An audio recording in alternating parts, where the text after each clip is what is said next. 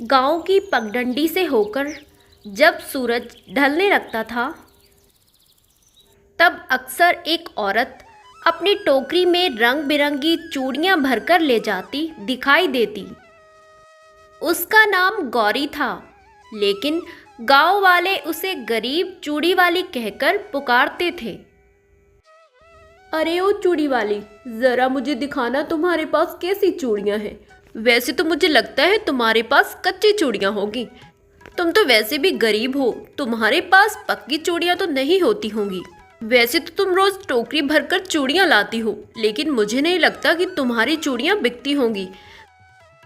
दीदी, मैं भले ही गरीब हूँ, लेकिन मेरे पास कच्ची चूड़ियाँ नहीं होती। मैं एकदम मजबूत और पक्की चूड़ियाँ लाती हूँ।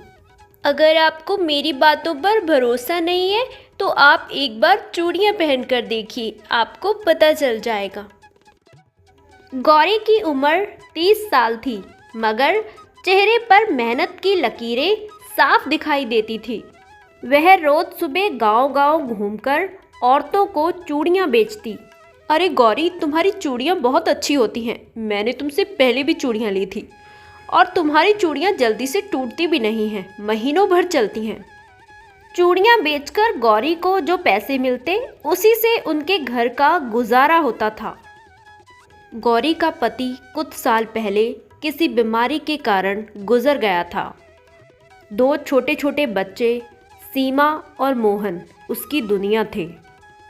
गरीबी का बोझ इतना था कि बच्चों को भरपेट खाना देना भी उसके लिए चुनौती था। बच्चों, मैं तुम्हारे लिए खिचड़ी बना रही हूँ। जब तुम्हें भूख लगेगी तुम दोनों खा लेना। मुझे देरी हो रही है, मैं खिचड़ी बनाकर जल्दी से चूड़ियाँ बेचने के लिए गांव में जा रही हूँ। तुम दोनों अपना ध्यान रखना। रोज सुबह होते ही गौरी अपनी चूड़ियों की टोकरी लेकर गांव में बेचने के लिए निकल जाती। अरे गौरी, तुम्हारी चूड़ियाँ बहुत अच्छी होती हैं और रंग बिरंगी प्यारी प्यारी, टिकाऊ भी हैं, लंबे समय तक चलती हैं। तो मुझे तुम 2 दर्जन चूड़ियाँ दे दो। इस बार मुझे हरे रंग की चूड़ियाँ चाहिए।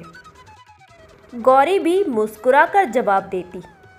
अरे बहन, मैं गरीब हूँ, लेकिन ठगी नहीं कर सकती। अगर मेरी चूड़ियाँ टिकेंगी नहीं तो मुझसे कौन चूड़ियाँ खरीदेगा? फिर तो मेरे बच्चे भूखे मर जाएंगे। उसकी सच्चाई और अपनापन ही था कि लोग उससे चूड़ियाँ खरीदते। अरे गौरी, मुझे चूड़ियाँ चाहिए, लेकिन मेरे पास अभी पैसे नहीं हैं। जब तुम अगली बार आओगी तो मैं तुम्हें पैसे दे दूँगी। आज तुम मुझे चूड़ियाँ दे दो। कोई बात नहीं बहन, अगर पैसे नहीं है तो क्या हुआ, मैं अगली बार ले जाऊँगी। आप चूड़ियाँ ले लीजिए, जो भी आपको पसंद है। बहन, मेरे पास हरी, लाल, पीली बहुत सारे रंग की चूड़ियाँ हैं। आपको जो भी पसंद है आप ले लीजिए। अगर औरतों के पास पैसे न होते तो गौरी उधार में भी उनको चूड़ियाँ दे देती, कभी भी मना नहीं करती। एक शाम जब गौरी थकी हारी घर लौटी तो उसने देखा कि दोनों बच्चे भूख के कारण रो रहे थे। बच्चों को रोते देख वह बोली, सीमा, मोहन, क्या हुआ बेटा, क्यों रो रहे हो? बच्चों ने रोते रोते कहा, माँ, बहुत जोर से भूख लगी है। घर में खाने को कुछ भी नहीं है। हमारे पेट में बहुत जोर से दर्द हो रहा है। मेरे बच्चों, तुम रो मत, चुप हो जाओ। मैं तुम दोनों के लिए खाने के लिए कुछ पकाती हूँ। घर में सिर्फ एक मुट्ठी चावल बचे थे। उसने सोचा, ये चावल तो बहुत कम है, इनसे तो बच्चों का पेट भी बड़ी मुश्किल से भरेगा। ऐसा करती हूँ, मैं बच्चों को खाने के लिए दे देती हूँ। मैं तो कल भी खा लूँगी। सीमा ने रुहासे चेहरे से गौरी से पूछा, माँ, क्या आप कल हमारे लिए मिठाई लाएंगी? गौरी ने अपने दोनों बच्चों को अपने पास बुलाया और कहा, हाँ बेटा, एक दिन तुम दोनों के लिए मैं मिठाई ज़रूर लाऊंगी। तुम्हें मिठाई खिलाकर ही मैं चैन लूंगी। कुछ दिनों बाद गांव में सालाना मेला लगा। जिसमें बहुत सारी दुकानें थी। हर औरत चाहती थी कि नए कपड़े और चूड़ियां पहने। अरे शीतल, क्या तुम मेरे साथ मेले में चलोगी? मुझे वहां से चूड़ियां लानी है। मुझे हरे रंग की चूड़ियां पहनने का मन है और मेले में अच्छी अच्छी चूड़ियां मिलती हैं। अरे हाँ भाभी, क्यों नहीं चलूंगी। मेले में बहुत प्यारी प्यारी चूड़ियां मिलती हैं और आपके साथ मैं भी ले लूंगी। अरे मेले में तो दूर दूर से चूड़ियां बेचने वाले आते हैं और ग्राहक भी बहुत आते हैं। गौरी ने उनकी बात सुनी और बोली, अरे मेले में मैं भी चूड़ियां बेचने जाऊंगी, मुझे भी अच्छी कमाई हो जाएगी। अगले दिन गौरी चूड़ियों से भरी टोकरी लेकर मेले में पहुंच गई। मेले में ही एक खाली जगह देखकर उसने अपनी चूड़ियों की दुकान लगाई। उसकी रंग बिरंगी चूड़ियों को देखकर औरतें उसके पास भीड़ लगाने लगी। किसी को लाल पसंद आई, किसी को पीली, किसी को हरी तो किसी को नीली। मुझे लाल वाली 2 दर्जन चूड़ियां चाहिए, जल्दी से मेरे लिए पैक कर दो। यह देखकर गौरी की आंखों में चमक आ गई। लगता है आज अच्छे पैसे मिलेंगे। अब मैं अपने बच्चों के लिए मिठाई लेकर जाऊंगी। आज मैं अपने बच्चों से किया वादा पूरा करूंगी। शाम तक लगभग उसकी सारी चूड़ियां बिक गई। अब उसके पास इतने सिक्के इकट्ठे हो गए कि जिससे वह अपने बच्चों के लिए कपड़े, मिठाइयाँ और 1 हफ्ते का राशन खरीद सकती थी। लेकिन खुशियों का साथ गरीबी में अक्सर छोटा ही होता है। शाम को थकी हारी गौरी मेले से अपने घर की ओर लौट रही थी। तभी उसे रास्ते में 2 शरारती लड़कों ने रोक लिया। अरे ओ चूड़ी वाली, इस बक्से में क्या है? जल्दी बताओ, वरना हम तुमसे ये बक्सा छीन लेंगे। हम जानते हैं ज़रूर तुमने इसमें पैसे रखे होंगे। इसमें जितने भी पैसे हैं सारे पैसे हमें दे दो, वरना हम तुम्हारा पूरा बक्सा ही तुमसे छीन कर ले जाएंगे। गौरी डरते डरते बोली, भैया ये तो मेरी मेहनत की कमाई है, आप ऐसा नहीं कर सकते। भैया मैं बहुत गरीब हूँ और अपनी मेहनत से खाती हूँ। मेरे 2 घर में छोटे छोटे बच्चे हैं।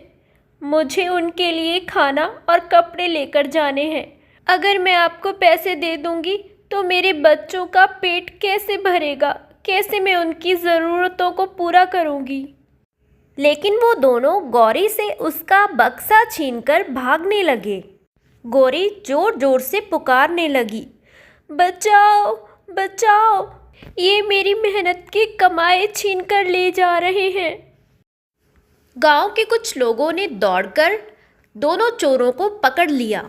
अरे तुम दोनों को ऐसी घटिया हरकत करते हुए शर्म नहीं आई? तुम जानते भी हो वह कितनी बेबस औरत है। वह अपनी मेहनत से खाती है और तुम लोगों को ज़रा भी शर्म नहीं है। तुम उससे उसकी मेहनत को चुरा कर भाग रहे हो। अभी की अभी उसकी मेहनत उसको लौटाओ। चोरों ने हाथ जोड़कर गांव वालों से कहा, हमें माफ़ कर दीजिए, हमसे बहुत बड़ी गलती हो गई। हम उनको उनका सामान वापस कर रहे हैं। हम आपसे वादा करते हैं हम आज के बाद किसी को परेशान नहीं करेंगे। गांव वालों के भय के कारण चोरों ने गौरी को उसका बक्सा वापस लौटा दिया। उस दिन पहली बार गांव के लोगों ने गौरी की बेबसी को गहराई से महसूस किया। एक दिन गांव की एक बुजुर्ग औरत ने सबके सामने कहा, सबकी सब मेरी बात ध्यान से सुनो। गौरी अपने बच्चों का अकेले पेट पाल रही है। हम सबको इसको सहारा देना चाहिए। हाँ माँ, आप बिल्कुल सही कह रही हैं। आज के बाद मैं सिर्फ गौरी से चूड़ियाँ खरीदूंगी। मैं किसी और से चूड़ियाँ नहीं लूँगी। हाँ गौरी, आज के बाद हम सब गाँव वाली औरतें सिर्फ तुमसे चूड़ियाँ खरीदेंगी, किसी और से चूड़ियाँ बिल्कुल नहीं लेंगी।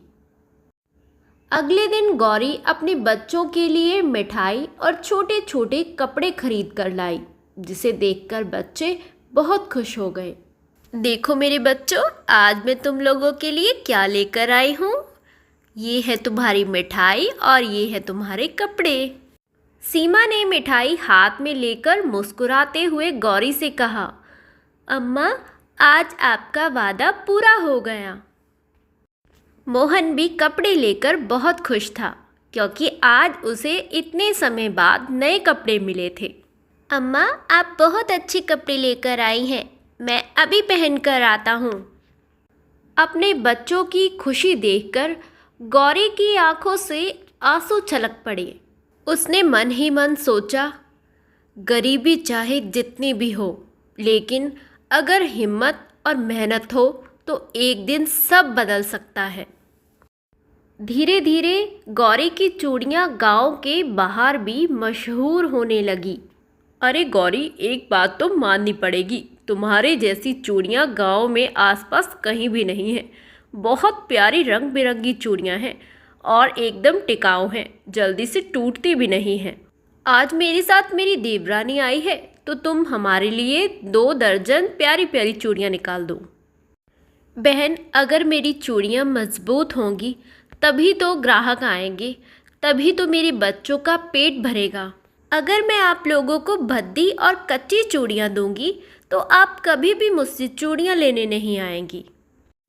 पास के कस्बे और दूर दूर से उसकी चूड़ियाँ खरीदने के लिए औरतें आने लगी, जिससे गौरी की कमाई बढ़ गई, जिससे उसने अपने दोनों बच्चों को स्कूल में पढ़ने भेज दिया।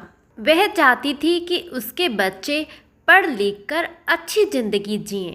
उसके पास न तो बड़ी दुकान थी और न ही कोई सहारा, लेकिन उसके आत्मविश्वास और मेहनत ने उसे सम्मान और रोजी दी।